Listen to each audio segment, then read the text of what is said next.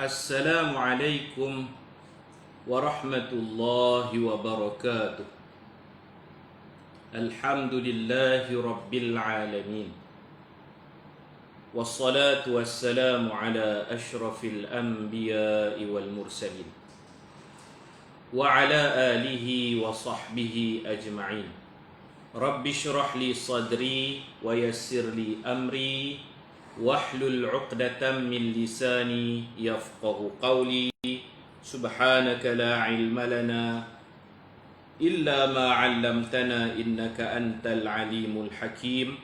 Wala hawla wala quwwata illa billahil aliyyil azim. Alhamdulillah, kita sambung kembali. Tadi masalah suara tak boleh dengar, kita sambung muka surat 304. Tolong share-share dulu, mungkin ada yang ikuti kita kemudian terkeluar. Tolong share, mudah-mudahan dapat tersebar kepada orang-orang yang nak mengaji ini, insya-Allah. Alhamdulillah, kita sambung muka surat 304. Qala al-musannif rahimahullah, fa in fatathu fil hadari faqadaha fis safari aw aksuhu atamma. Maka tidak boleh qasar jika solat ditinggalkan ketika tidak musafir dan diqadakan di dalam musafir. Ni kita hurai dah tadi. Dia tinggal sembahyang di rumah dia, bila dia musafir dia nak qada, dia tak boleh qasar, tinggal sembahyang tamat. Atau sebaliknya dia musafir, dia tinggal sembahyang, dia balik rumah, dia nak qada, dia tak boleh qada dalam bentuk qasar, kena tamat. Yang boleh qasar sekiranya salat ditinggalkan dalam musafir dan diqada pun dalam musafir. Walaupun salat tinggal tu musafir lain, salat qada ni musafir lain pula, pun tak apa tu. Yang penting tinggal dalam musafir, qada dalam musafir. Ada orang tanya saya, dia pergi ke Vietnam. Ada orang telefon saya dari Vietnam. Call WhatsApp lah, call WhatsApp. Dia telefon, hello Ustaz, saya di Vietnam ni, maghrib lah. Dia kata di Vietnam dia dah maghrib. Nak tanya satu soalan Ustaz. Sila, soalan apa? Dia kata lah ni dah maghrib dah. Kami rombongan ni Zuhur tak mayang, Asar tak mayang. Sebab ketua rombongan kata kita akan sembahyang di hotel. Ketua rombongan kata sempat kita sampai hotel, kita check in, kita ambil wuduk, kita sembahyang di hotel Zuhur Asar, jamak takhir. Tapi jangkaan ketua rombongan tu tak tepat. Sampai hotel maghrib lah. Duk tunggu nak dapat kunci apa semua, maghrib. Gelap. Jadi kami ni, dia kata tadi kami cadang dekat ketua rombongan, kita singgahlah mana-mana tempat, kita sembahyang Zuhur Asar jamak takhir. Ketua ni dia kata tak, kita tak mau singgah, kita nak terus ke hotel. Nanti di hotel tu sempat lagi sembahyang Zuhur dan Asar jamak takhir. Dia kata sempat. Bila bah ni pun sampai ke hotel, dah gelap maghrib. Jadi ni pun tak sembahyang Zuhur, tak sembahyang Asar. Ni pun tak berdosa dalam soal tu. Sebab ni pun niat nak takhirkan Zuhur ke dalam Asar, rupa-rupanya bukan Asar, maghrib dah. Jadi dia tanya saya macam mana nak buat. Saya kata sepatutnya bila tengok makin nak gelap, sembahyang tebah. Sembahyang atas bah tu. Tapi ni pun tak sembahyang, ni pun tak tahu. Kalau nampak dah nak maghrib dah, sembahyang tebah. Sembahyang hormat waktu lah. 2 rakaat Zuhur, 2 rakaat Asar jamak takhir. Tapi ni pun kata ni pun tak sembahyang, ni pun percaya dekat ketua rombongan ni pun. Sampai hotel maghrib dah. Okey, tak apalah, cerita macam tu. Soalan dia, kami nak qada ni. Kami nak qada, boleh tak kami sembahyang Zuhur 2 rakaat, kami sembahyang Asar 2 rakaat, kami qada. Apa tuan-tuan nak jawab? Boleh tak jawab? Boleh ke tak boleh? Maghrib waktu dia panjang lagi. Dia nak buat Zuhur Asar, lepas tu baru nak buat Maghrib. Zuhur Asar tu qada. Boleh tak kami nak qada Zuhur 2 rakaat saja qasar? Kami nak qada Asar pun 2 rakaat qasar. Boleh tak boleh? Soalan dia. Tuan-tuan nak jawab macam mana? Tolong jawab dalam ruang komen. Boleh tak? Boleh ke tak boleh? Boleh. Boleh pasal dia tinggal tu dalam musafir. Duduk tehbah. Sekarang dia qada pun masih dalam musafir. Tengok status hotel hak ni penduduk tu lah. Kalau hotel tu ni akan duduk selama seminggu, kena qada tamam lah. Tapi kalau hotel tu ni duduk 2 malam, 3 malam saja, boleh buat qasar. Kalau hotel tu ni dalam atau cara di hotel tu 7 hari keluar jalan balik hotel tu, keluar jalan balik hotel selama 7 hari. Tak boleh lah qada qasar kan. Tapi kalau di hotel tu duduk 2 malam je, 3 malam, 5 hari 3 malam tak apa boleh. Sebab kita kira malam ni, 3 malam boleh qada dalam bentuk qasar. Baik, jamak pun boleh lah, tak ada masalah. Okey, kadang-kadang nak jadi masalah tu. Ni pun telefon lah. Kalau kata ragu-ragu nak tanya orang pun tak boleh, buat tamam lah senang. Sekiranya boleh qasar, kita semayang tamam pun sah. Takut-takut kita ni tak boleh qasar, kita pergi qasar. Tak tu kita takut kan? Kalau ragu-ragu kembali kepada asas semayang tamam. Kalau yakin boleh qasar. Sekarang laut wa fil bahri tu'tabaru hadhihi al-masafatu kama fil barri. Falau qata'aha fi lahzatin qassara. Jarak, yang penting jarak. Jarak dan niat, tujuan musafir tu penting. Tujuan kita hurai dah pagi tadi. Jarak seperti ini 80, 85 atau 90 km dikira juga pada perjalanan laut. Seperti perjalanan darat. Laut ke, udara ke, darat ke, semua kita kira jarak. Tetapi dibolehkan qasar walaupun perjalanan laut itu direntasi dalam masa yang sangat pendek. Katakan laut ni jarak dia jauh, tapi diguna kapal apa tau. Lahzah ni sesaat, seminit, sampai dah. Walaupun laju, kita kira jarak. Kita bukan kira kenderaan tu laju atau lambat. Kita cari jarak dia cukup okey. Naik flight pun tak lama. Kalau start pergi Kuala Lumpur, berapa minit je? 20 minit, 25 minit gitu je. Dia bukan kira jam, dia kira jarak. Okey, ni soalan hak pagi tadi. Saya baca terjemahannya. Hak ada 2 jalan, jalan dekat dengan jalan jauh tu. Ada sini. Jikalau ada 2 jalan untuk sampai ke suatu tempat tujuan, jalan pertama kurang dari jarak yang membolehkan qasar. Mana jalan pertama tu pendek, shortcut. Dan jalan kedua jaraknya mencukupi. Hukumnya seperti berikut. Yang pertama, jika dia melalui jalan yang jauh dengan tujuan tertentu seperti jalan itu aman. Jalan hak satu lagi ni lopok banyak. Rosak tayar rental. Ataupun jalan hak shortcut ni tak selamat. Ada apa? Ada perompak ke? Jalan hak jauh pun tak apa, janji selamat. Macam tu. Ambil hak jauh lah. Mudah, jalan pertama ni dekat tapi susah. Dia mungkin banyak bengkang-bengkok, ada orang tak boleh ni, tak tahan, mabuk, muntah. Walaupun dekat. Ataupun dia kata ni banyak tujuan. Ingin berkelah, mungkin dia nak pergi berkelah. Jalan hak dekat ni tak ada tujuan. Jalan hak jauh tu dia boleh singgah, bawa nasi lemak, mandi, makan, berkelah, nuzhah. Berkelah pun boleh. Atas niat yang baik, itu tak masalah. Bukan haram pun berkelah. Dalam tempoh PKP ni tak boleh kelah-kelah. Contoh-contoh tu, berkelah ke, jalan hak jauh tu lebih mudah, jalan hak jauh aman. Contoh-contoh macam tu, dia cari jalan jauh. Bukan untuk qasar jamak, maka dia bolehlah qasar jamak. Maka dibolehkan qasar. Yang kedua, jika dia melalui jalan yang jauh semata-mata, mujarrad, semata-mata dengan tujuan untuk qasar. Ini orang pergi gagah jalan dekat ada gagah pikuk jauh pasal nak qasar, maka dia wajib solat tamam, yakni tak boleh qasar. Kalau niat nak qasar tak dapat qasar. Macam tu. Kalau ada sebab-sebab lain tak apa. Kemudian kita tengok lagi ni semua syarat-syarat. Orang yang musafir hendaklah mengetahui tempat yang hendak dituju. Kena tahu nak pi mana. Maka tafriq ini fa' tafriq. Falau talaba abiqan, maka tidak boleh qasar jika seseorang keluar mencari hamba yang hilang dan tidak diketahui tempatnya. Zaman dulu kan ada hamba dia menghilangkan diri, tak mau kerja dengan dia, cabut lari.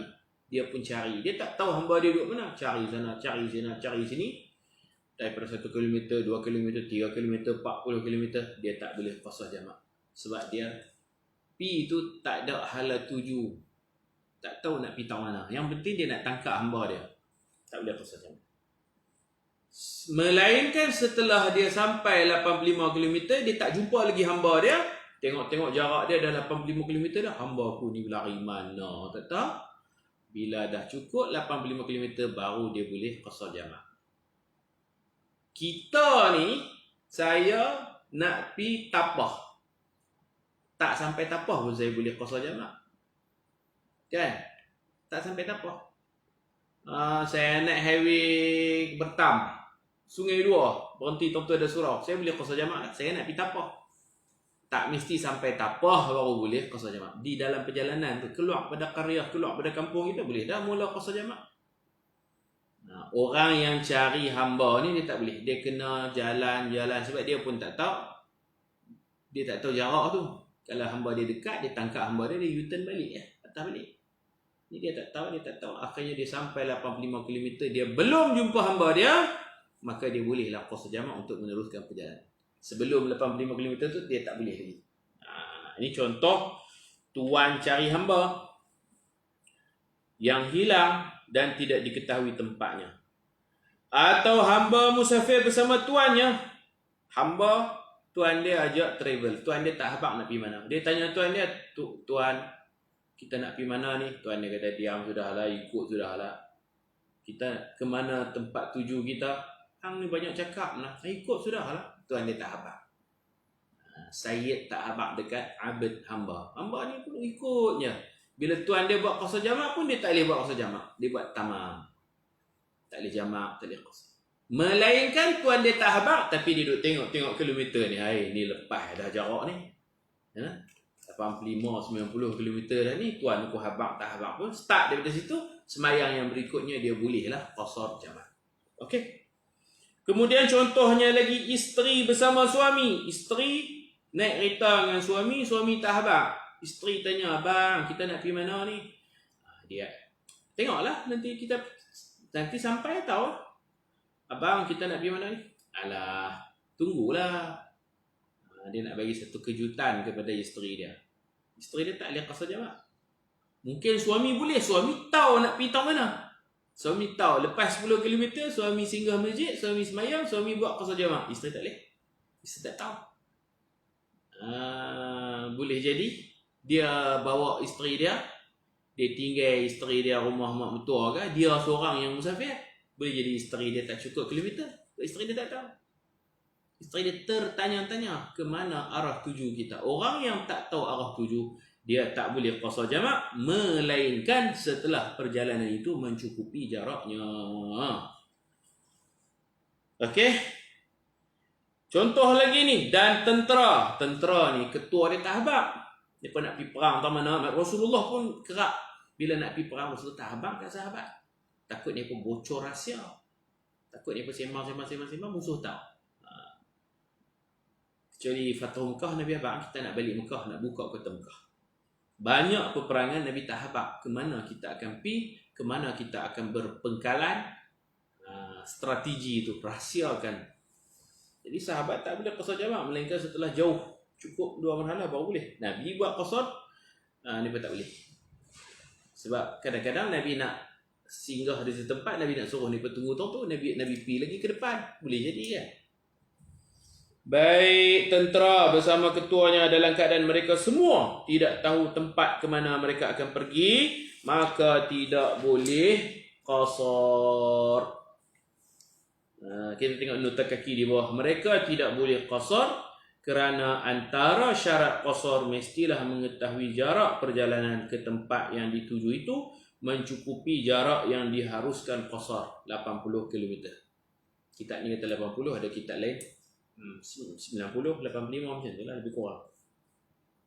Dan jika mereka mengetahui tempat tujuan, maka mereka boleh qasar apabila cukup syarat. Kalau tahu tak apalah, tak tahu. Okey, kita tengok lagi nota kaki di bawah. Apabila mereka telah menempuh perjalanan yang jauh yang sudah mencukupi 80 km, maka mereka boleh qasar sekalipun masih tidak tahu tempat yang ingin dituju. Okey, tengok atas balik. Orang-orang yang tak boleh qasar lagi. Wal 'asi bi safari ka'abiqin wa nashizatin yutimmu. Tidak boleh qasar kepada orang yang musafirnya menjadi maksiat. Musafirnya bertujuan untuk buat maksiat ataupun dia bergerak tu jadi dosa. Dia bergerak jadi dosa. Macam pagi tadi kita sebutlah, perempuan musafir seorang diri 90 km, 100, 200 km seorang diri, bukan rombongan. Tak ada teman perempuan, tak ada teman lelaki. Ataupun ada teman lelaki tapi boyfriend. Dia ikut boyfriend dia pergi ke Merah Helen. Dari Kepala Batah, Pulau Pinang, boyfriend dia main pin kereta, dia masuk kereta pergi dengan boyfriend dia ke Merah Helen. Ni pun tak zina, tapi berdua-duaan dalam kereta tu salah. Musafir tu jadi maksiat. Dia pun bagus semayang, berhenti semayang, qasar jamak, hak lelaki qasar, hak perempuan pun qasar.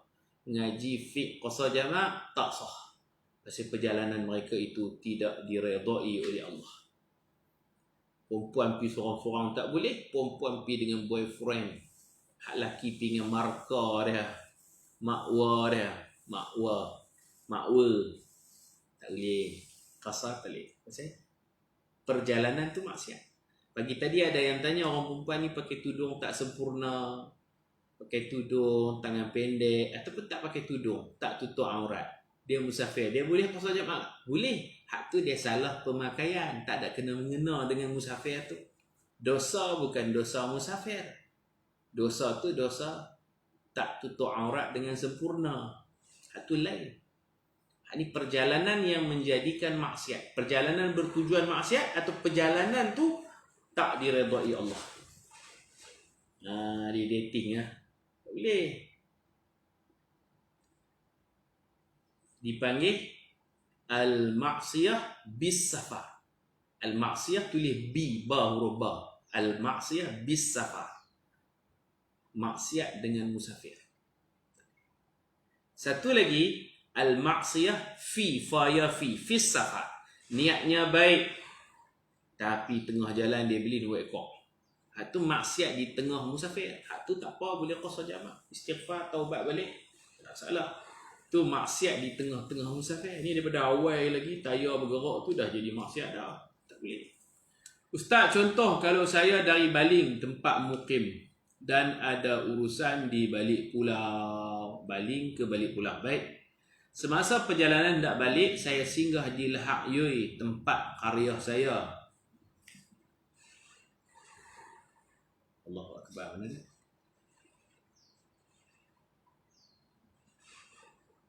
Maka adakah saya boleh jamak qasar di Lahak Yui masa ziarah mak ayah? Okey, kalau kita dah berkeluarga, dah kahwin, Lahak Yui itu rumah mak ayah, bukan rumah kita dah. Lahak Yui rumah mak ayah. Kita dah kahwin, kita ada rumah sendiri di Baling. Mukim di Baling atau mustautin di Baling. Mukim ni dia macam dia sewa, nanti dia nak tukarkan lain lagi. Kalau mustautin ni dia buat rumah, dia beli rumah, dia memang nak menetap situ. Ingat tak mau pergi mana dah, nak duduk situ dah, nak jadi orang kampung Baling tu lah. Itu mustautin. Tak apalah beza status tu lah. Yang penting dia ada rumah sendiri dah di Baling. Rumah sewa ke, rumah sendiri ke, niat nak duduk terus di Baling ke, ataupun niat nanti habis ku ngajak pencen, contoh cikgu, habis ngajak pencen ku nak balik Lahak Yui. Kalau ada niat nak balik Lahak Yui itu, mana mukim. Itu status je. Status mustautin atau mukim. Yang penting dia menetap di Baling. Dia nak pergi balik pulau. Pulau Johor baling balik pulau. Kan? Baling balik pulau ni boleh qasar jamaah, sejarah dia mencukupi. Dan dalam perjalanan nak pergi tu dia singgah ziarah mak ayah dia di Lahak Yue. Lahak Yue tu bukan rumah dia dah, rumah mak ayah je. Maka boleh qasar jamaah. Boleh.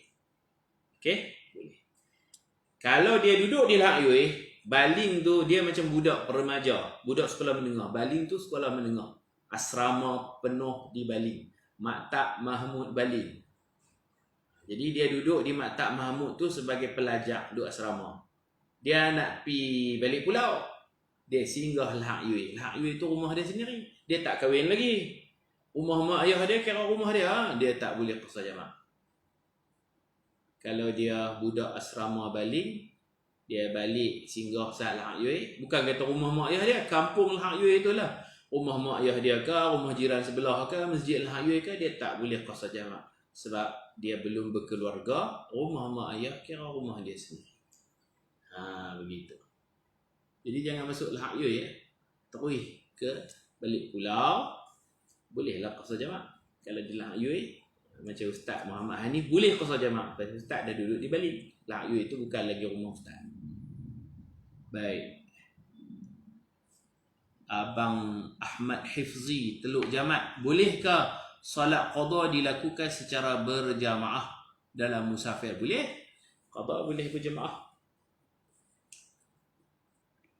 Qada, kalau kita solat qada, kita jadi imam, orang ikut kita, tak apa, jemaah. Kalau kita nak ikut orang, kita kena tahu dululah orang tu semayang qasar ke tamam. Kalau orang suruh semayang qasar, kita pun semayang qasar, kita boleh ikut dia. Kalau kita tak tahu dia niat apa, kita semayang tak, kita buat qada tamam. Qada tamam ikut orang berjamaah memang boleh. Okey, tak ada masalah. Baik. Okey. Tidak boleh qasar kepada orang yang musafirnya menjadi maksiat seperti hamba yang lari dari tuannya. Ni Allah Ta'ala tak terima solat ni. Penyegan, pemalas, lari sana, lari sini. Maknanya pekerja yang lari daripada majikan, tak buat kerja dengan amanah, dia solat, Allah tak terima. Dia tak boleh solat qasar jamaah. Solat tamam. Dan isteri yang nusyus, isteri yang derhaka, keluar rumah tak minta izin kat suami. Keluar rumah pi Terengganu. Dia musafir tu Allah marah. Bila Allah marah, dia tak boleh qasar jamaah. Dia sembahyang biasa je 4 rakaat. Di bawah kita letak dah kaedah. Kaedah ni kena hafal. Ar-rukhsatu la tunatu bil maksiyah. Rukhsah, yakni kelonggaran hukum, tiada kaitan dengan maksiat. Allah bagi longgar tu, Allah kesiankan kita. Allah takkan kesian kepada orang buat maksiat. Allah bagi kemudahan tu untuk hamba-hambanya yang beriman. Hamba-hamba dia nak buat maksiat, nak pergi dating, nak pergi khalwat, nak pergi dengan boyfriend, Allah bukan redha. Dah lah Allah tak bagi hampa pi sana, hampa buat sembahyang mudah-mudah, buat dua, buat jamak. Allah lagi tambah marah. Tak usah. Begitu. Isteri yang bermusafir seorang diri tanpa bertemankan mahram atau suaminya, atau isteri yang keluar rumah tanpa keizinan suaminya, walaupun bertemankan mahram, dia ajak adik dia ke, ajak anak dia, jom rajuk dengan suami pergi mana tak tahu, naik kereta, walaupun ada teman tapi suami tak redha. Tapi dia keluar seorang-seorang itu pun kerana suami ada hak untuk menghalang isterinya dari keluar. Kita tengok hadis di bawah. Tidak halal, la yahillu limra'atin, tidak halal bagi seorang perempuan yang beriman dengan Allah dan hari akhirat. Kalau dia betul-betul beriman dengan Allah dan hari akhirat, Nabi kata dia tidak halal bermusafir seorang diri pada perjalanan sehari semalam. Ini dulu tak ada jarak kilometer, Nabi cakap sehari semalam itulah. Tiada bersamanya mahram. Baik, kita tengok lagi. Kemudian yang ni nak qasar jamak ni tak boleh buat di rumah dah, kena keluar dulu. Keluar daripada kawasan kita. Ada yang kata keluar daripada dun. Di kawasan ni pun tak jelas lah kita. Yang penting qaryah tu kena keluar daripada qaryah kita, kena keluar. Kemudian jika tempat tinggalnya mempunyai tembok atau kota. Di negara Arab ada kota. Di Malaysia walaupun nama kota tak ada kota. Kota Sarang Semut, mana ada kota dah. Kota Kuala Muda, kota dia pun tak ada. Dulu ni pun ada bangunan batu Jadi perkampungan tu dikelilingi dengan tembok-tembok batu. Mereka duduk dalam tu. Bila mereka keluar daripada kota tu, baru boleh sembahyang qasar jamaah. Selagi duduk dalam kota tu, tak boleh qasar jamaah. Macam tu. Kita nak panggil apa? Qaryah. Keluar qaryah baru boleh qasar jamaah. Dalam qaryah sendiri tak boleh. Jarak pun kita ukur setelah keluar. Bukan ukur daripada rumah. Kira kita luar qaryah kita, baru kita mulai ukur kilometer ke tempat yang kita nak tuju. Jangan ukur daripada rumah. Tak apalah kalau kita tekan waist tu dari rumah, tak apalah. Tapi kita kena tolak sikit lah. Tolak sikit. Contoh daripada kita ukur dari rumah kita ke tempat tujuan, cukup-cukup 80 km. Kena tolak lah. Dari rumah kita nak keluar qaryah kita, 3 km juga tu. Jadi 80 km, walaupun kitab ni kata boleh qasar jamaah, 80 km, tolak jarak rumah kita nak keluar daripada qaryah pun ada juga 3 km. Jadi 80 tolak 3, baru 77 km. Faham tak? Kalau kita ukur dari rumah, kena tolak. Tolak keluasan qaryah kita dari rumah kita nak langkah keluar pada qaryah tu apa? Macam tu. Yang tu lah. Kalau 100 km nak keluar pada qaryah 3 km, tak apalah, tak tolak pun. 100 tolak 3, 97 km boleh lagi kan. Maksud saya, kalau dia ukur dari rumah, cukup-cukup je 80 km, cukup-cukup. Dia pun kata, boleh lah, aku boleh qasar jamaah dalam perjalanan. Dia tak tolak lagi. Hak dari rumah dia nak keluar kampung dia tu, nak keluar qaryah Jumaat dia tu kan. Dia tak tolak. Tolak tu tak boleh kan. Kita kena fahamnya tu. Jarak bukan diukur dari rumah kita ke tempat tujuan. Jarak ni ukurnya daripada keluar qaryah dan sebelum sampai qaryah tu. Sebelum sampai qaryah tu, selepas keluar qaryah kita, belum sampai qaryah tu. Dia baik tengah-tengah tu lah. Itulah jarak. Kena tolak-tolak sikit lah. Pandai-pandai tolak. Kalau ragu-ragu, cukup tak cukup, kita buat tamam lah. Kalau yakin cukup, cara nak tahu cukup tak cukup tu, buka ukur dari rumah. Kalau ukur dari rumah boleh tak Ustaz? Boleh, tapi kena tolak beberapa kilometer sebab kita masih dalam qaryah kita. Nak pastikan jarak. Okey? Kalau tempat yang kita dah biasa pergi tu, kita tahu dah cukup tu, kita boleh qasar jamaah. Nak qasar, keluar daripada qaryah dulu. Selagi kita ada dalam qaryah kita, kita belum musafir. Kemudian jika tempat tinggal mempunyai tembok atau kota, maka dia sudah boleh qasar jamaah apabila lepas tembok itu. Sama ada di luar tembok itu terdapat bangunan-bangunan atau tidak.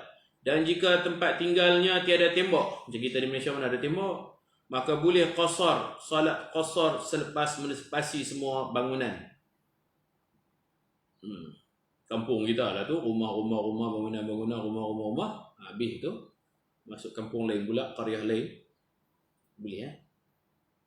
Dan tidak disyaratkan melepasi kebun-kebun, taman-taman dan tanah-tanah perkuburan. Macam tu. Ni benda-benda ni dia tak sama. Arab memang dia ada, macam di Syria, dia ada tembok semua. Dia duduk dalam tu kampung tu. Kita nak masuk, kita akan jumpa pintu dipanggil bab. Bab tuma lah, bab apa lah. Bila orang dalam tu pula, dia keluar pada tembok. Kita mungkin ada sungai, setengah tu dia ada sungai. Kampung ni langkah sungai tu. Uruf lah, benda ni uruf. Saya nak bagi tahu pun tak tahu, tak nak bagi tahu. Uruf. Maknanya kita bukan lagi dalam penempatan kita. Okey, kalau taman yang bercantum-cantum tu, taman fasa A, fasa B, fasa, tapi nama taman satu je, kena keluar habis tu baru boleh. Kota Fis, kota Sana'a, keluar tu baru boleh.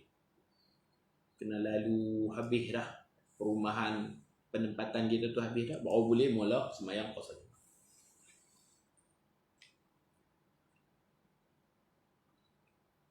Kalau niat jamak qasar, ingat nak buat dekat-dekat dengan qaryah kita, lepas tu terlupa, termasuk qaryah kita.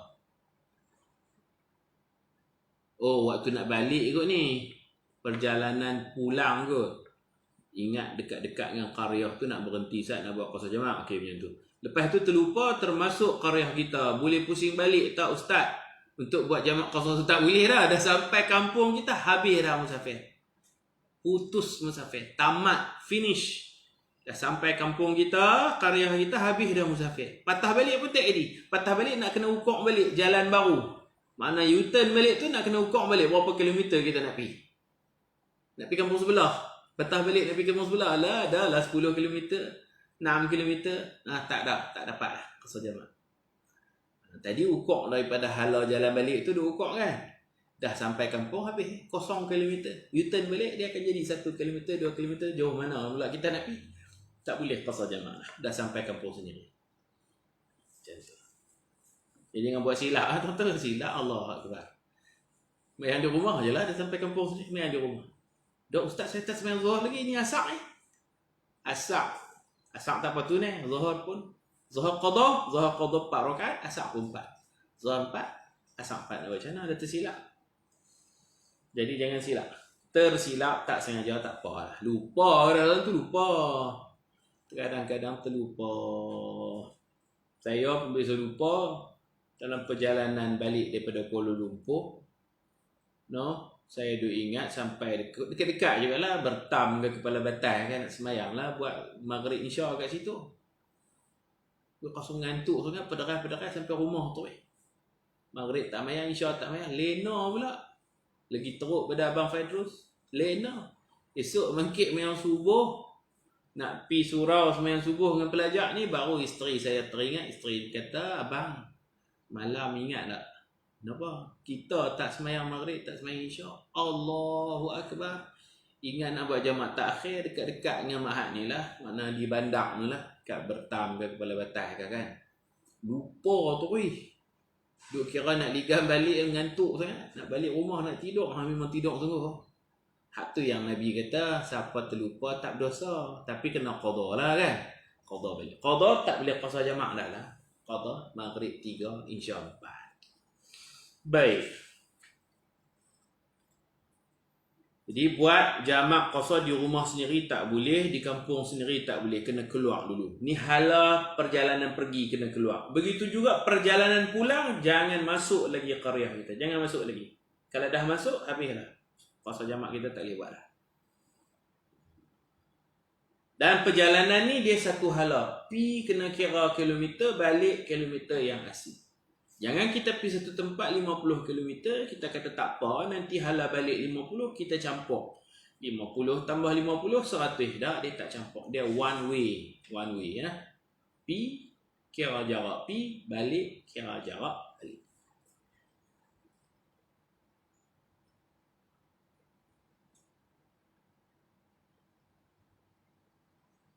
Kita tengok nombor 1 di bawah hadis. عن أنس رضي الله عنه قال صليت الظهر مع النبي صلى الله عليه وسلم بالمدينة 4 والعصر بذي الحليفة ركعتين وذو الحليفة خارج عمران المدينة متفق عليه. Artinya daripada Anas radhiyallahu anhu berkata, aku salat zuhur bersama Nabi sallallahu alaihi wasallam di Madinah sebanyak 4 rakaat. Siapa Nabi tak buat qasar? Aku semayang dengan Nabi di Madinah 4 rakaat zuhur. Nabi tak qasar pasal apa? Pasal masih di Madinah, belum keluar, belum musafir. Masih duduk Madinah, kampung Nabi, Madinah. Ni cerita hadis ni apa ni? Cerita Nabi nak pergi buat umrah dengan para sahabat. Yang meriwayatkan Sayyidina Anas, makna dia pergi sama dengan Nabi, pergi buat umrah. Zuhur duduk di Madinah lagi, semayang 4 lah. Sebab tak musafir lagi. Asar baru Nabi keluar sampai Bir Ali lah. Dulu panggil Zul Hulaifah. Sampai di Bir Ali masuk waktu asar. Asar tu Nabi semayang 2 orang asar. Qasar saja, tidak jamak. Nak jamak apa lagi? Zuhur dah semayang dah, settle lah. Dah selesai dah Zuhur, buat di Madinah 4. Di Bir Ali Nabi semayang asar saja 2. Ni asar saja 2. Mana tu qasar sajalah, tak jamak. Boleh juga qasar tanpa jamak, boleh. Wal asra bi Dzul Hulaifah.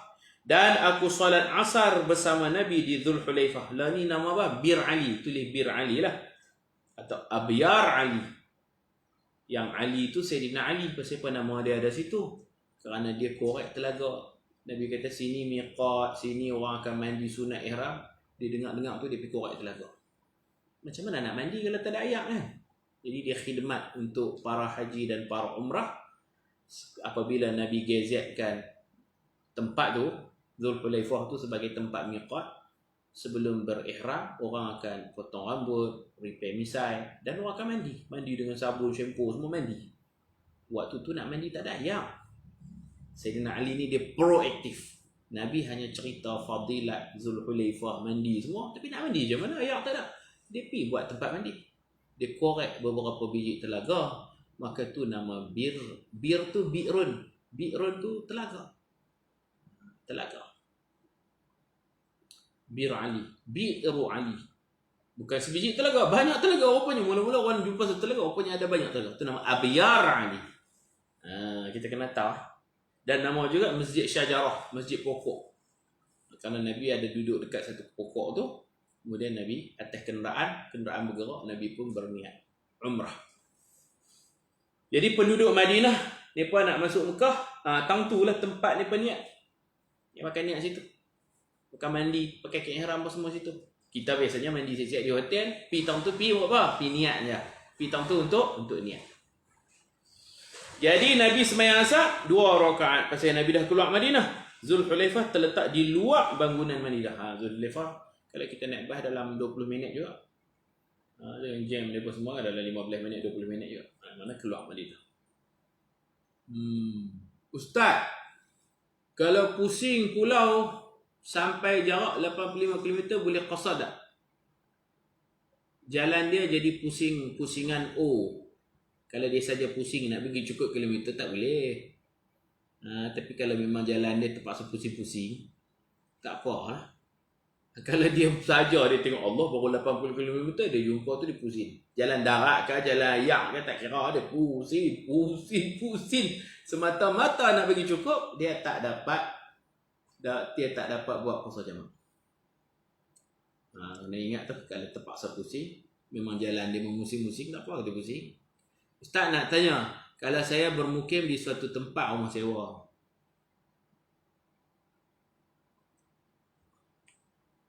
dengan niat duduk sementara kena bekerja, okey, habis kerja nanti dia nak balik, nak habiskan masa warga mah ke apa di satu tempat kan, itu mana mukim tu. Dia ada niat. Maka kalau saya balik ke rumah mak ayah saya yang melebihi 2 marhalah dengan niat duduk 2 hari saja, bolehkah niat jamak qasar? Boleh. Pasal kita ada rumah sendiri walaupun tak mustautin, walaupun mukim. Mana mukim ni dia ada niat nanti dia tak mau duduk tahun tu. Nanti dia nak balik kampung ke apa kan. Jadi dia balik rumah mak ayah dia 2 hari lah duduk. Rumah mak ni pula melebihi 2 marhalah dengan niat duduk 2 hari. 2 hari saja. Bolehkah niat jamak qasar? Boleh. Dia 5 hari pun boleh. Sebab 5 hari ni tak termasuk hari sampai dengan hari balik. Check in, check out.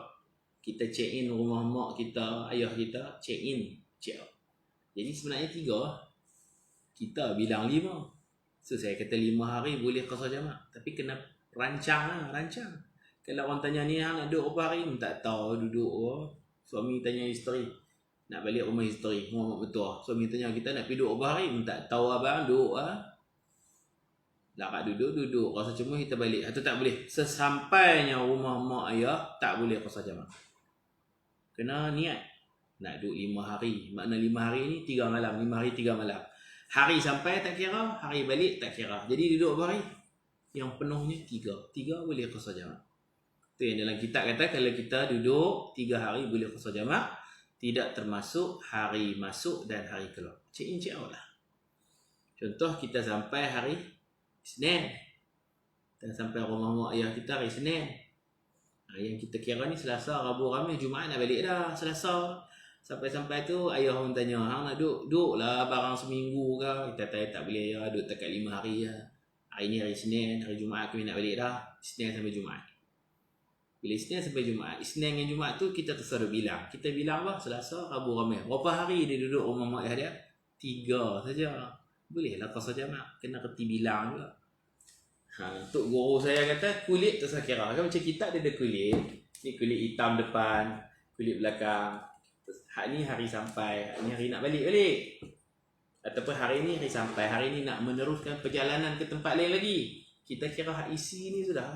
Kalau isi ni 3 hari ke bawah, boleh kan? Kalau isi ni 4 hari, 5 hari, 6 hari, sesampainya situ tak boleh lah qasar jamak. Bilang isi, jangan bilang kulit. Kalau isinya 3 hari, okey, cantik. Isinya lebih daripada 3 hari, tak boleh. Sampai-sampai tu tak boleh qasar jamak lah. Masa perjalanan balik, naik kereta api laju. Masa niat qasar jamak masih di luar qaryah. Tapi masa bagi salam dah masuk qaryah. Apa status semayang? Contoh ni, masa perjalanan balik, naik kereta api laju. Okey, semayang atas kereta api. Ikut ni, main atas kereta api. Masa niat qasar jamak masih di luar qaryah, okey. Duduk semayang tu luar qaryah. Tapi masa bagi salam dah masuk qaryah. Kereta api tu pun stesen dia di qaryah. Stesen kereta api tu di qaryah. Dia semayang atas kereta api. Kereta api sampai Sungai Petani, memang rumah dia pun dalam kampung tu juga. Kampung belah Bekak Arang ada stesen kereta api. Atau kampung dia di Tasik Kelurok dekat dengan stesen kereta api. Sampai dah. Macam mana? Nanti sampai. Ada tajuk dia nanti. Ada tajuk dia. Nanti saya hurai nanti. InsyaAllah. Kita akan sampai. Dia panggil dawa musafir. Berterusan musafir. Berkekalan musafir tu apa maksudnya? Berkekalan musafir. Baik. Kalau pergi Indonesia, naik kapal berhari-hari, boleh jamak qasar ke selama perjalanan? Dalam perjalanan tak apa.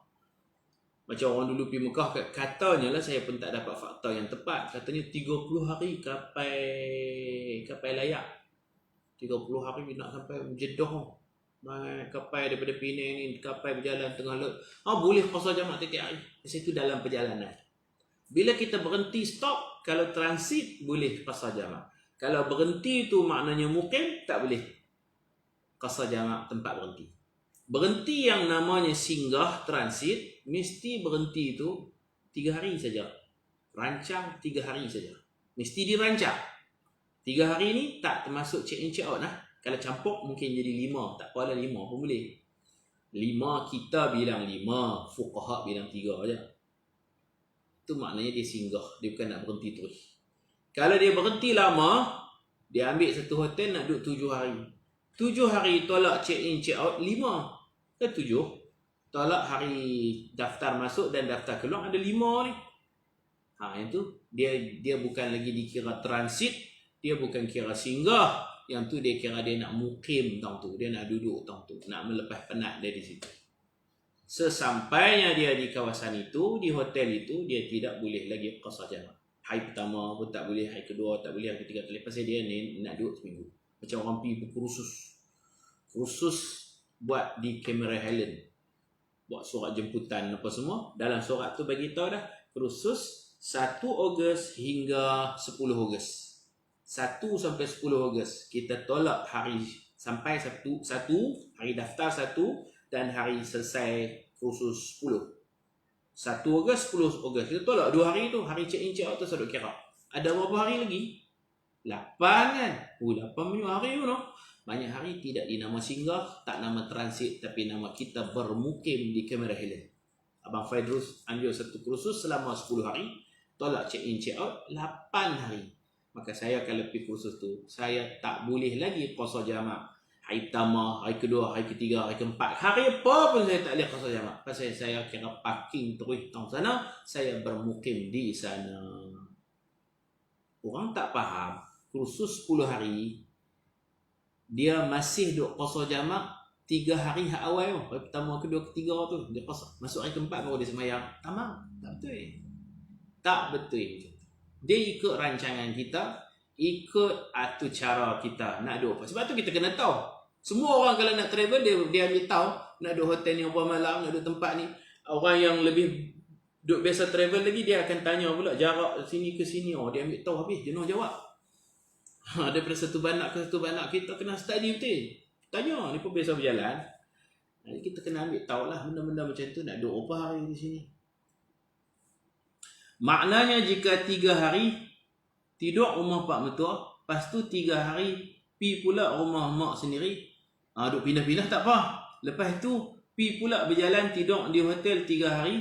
Lepas tu baru balik hari keempat, maknanya boleh jamak. Boleh sebab pindah. 3 hari sini, 3 hari sini, 3 hari sana, dia tak kira 9 hari. Tapi kena daerah yang berlainan lah.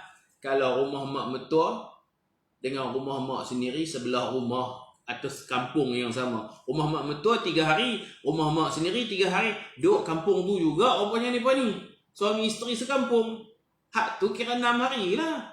Walaupun pindah rumah tapi kawasan tak pindah. Dia kena ubah daerah lain-lain.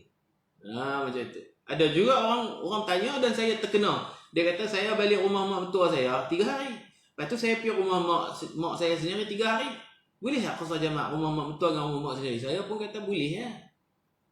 Saya di sini 3 hari, betul dia pindah pula 3 hari. Saya kata boleh. Lepas tu saya rasa nak tanya dia sajalah, nak sembang buat ramah. Kita tanya rumah mak sendiri kat mana? Rumah mak mertua kat mana? Dia bagi tahu lah kampung tu. Dia kata rumah mak mertua saya ni di Kuala Kedah, kampung sekian-sekian. Rumah mak sendiri pun kampung tu juga. Kami ni husband wife ni kahwin sekampung. Allah! Saya tarik balik. Saya kata kalau begitu tak boleh lagi qasar jamak. Pasal kamu balik, kamu pi rumah mak mertua, campur rumah mak sendiri itu 6 hari. Siapa campur pula ustaz? Rumah lain, tempat sama, kahwin sekampung. Bila tanya lagi, dia kata rumah mak mertua seberang jalan belah ni, rumah mak sendiri sebelah jalan belah nu. Mereka dulu duduk babai. Allah bagi jodoh kahwin. Dah lah dekat seberang jalan lah. Oh gitu kah? 6 hari lah kita kira. Dia nak kira lain-lain ni tempat lain-lain. Dia perkena kita. Tak tahu dah dia saja nak perkena ke apa. Mujuk tanya. Kita dah ingat rumah mak dia di Kuala Kedah. Rumah mak mertua dia nu Kuala Nerang nu. Rumah Pak Su dia pula kat mana? Kat Jitra. Gutu-gutu tak apa lah. Rupanya mak mertua dia, ayah duduk sebelah rumahnya. Selang jalan lah. Kahwin sekampung ustaz. Dia cerita tu. Kata kadang-kadang nak jawab tu, kita kena tahu kedudukan dulu kan. Kadang-kadang orang ambil jawapan ni, orang nilai, orang kata kita salah pula. Kita tak memahami orang tu. Dia macam doktor juga, dia kena sembang dan tanya-tanya puas hati. Tasawur tu al-hukmu ala syai' far'un an tasawur. Kalau berbeza tempat, berbeza daerah, boleh ya. Kalau duduk kampung yang sama tak boleh. Mak mertua kampung dia, mak mertua, mak kandung, mak tiri. Contohnya ada 3 mak angkat. Dia apa, ada 3 malam sini, 3 malam sini, 3 malam sini. Kita ada ingat lain-lain, rupanya sekampung. Mak tiri duduk kampung tu, mak tua duduk kampung tu, mak susu. Tu tak boleh Kita kira dia duduk tempat tu lama. Sesampainya dia di kampung tu, sampai dia tak boleh ada qasar jamak. Macam tu. Wallahu a'lam bis-shawab. Kita berhenti muka surat 36 tadi. Nabi kata Sayyidina Anas, kami sembahyang asar di Madinah, zuhur di Madinah, kami tak musafir lagi, kami tak keluar lagi. Zuhur kami sembahyang 4 rakaat. Lepas tu kami keluar sampai di Bir Ali, asar kami sembahyang 2 rakaat ajalah. 2 rakaat. Wallahu a'lam. Dan Nabi nak sembahyang asar ni pun Nabi pandai susun. Nabi buat sunat ihram dulu. Lepas tu baru Nabi buat sembahyang asar 2 rakaat qasar. Ini kita dah sebut dah dulu. Kalau nak buat sunat ihram kena pandai susun. Jangan letak sunat ihram tu lepas sembahyang asar. Sebab ini bukan tanah haram ke? Bukan tanah haram ke. Jadi Nabi pandai susun. Nabi buat dulu sunat asar. Lepas tu Nabi buat sunat ihram. Lepas tu baru Nabi ajak Sayyidina Anas dan rombongan kita buat asar 2 rakaat qasar. Begitu. Wallahu subhanahu wa ta'ala a'lam. Wa sallallahu ala sayyidina Muhammad wa ala alihi wa sahbihi ajma'in. Walhamdulillahi rabbil alamin. Assalamualaikum warahmatullahi wabarakatuh. Subhanakallahumma wa bihamdika asyhadu an la ilaha illa anta astaghfiruka wa atubu ilaik. Bismillahirrahmanirrahim. Wal 'ashr innal insana lafi khusr إلا الذين آمنوا وعملوا الصالحات وتواصوا بالحق وتواصوا بالصبر. Assalamualaikum warahmatullahi wabarakatuh.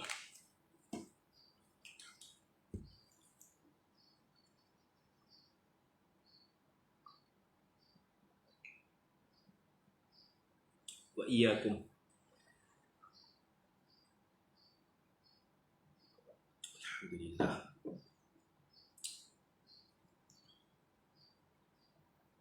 Jazakumullahu khairan. Terima kasih semua.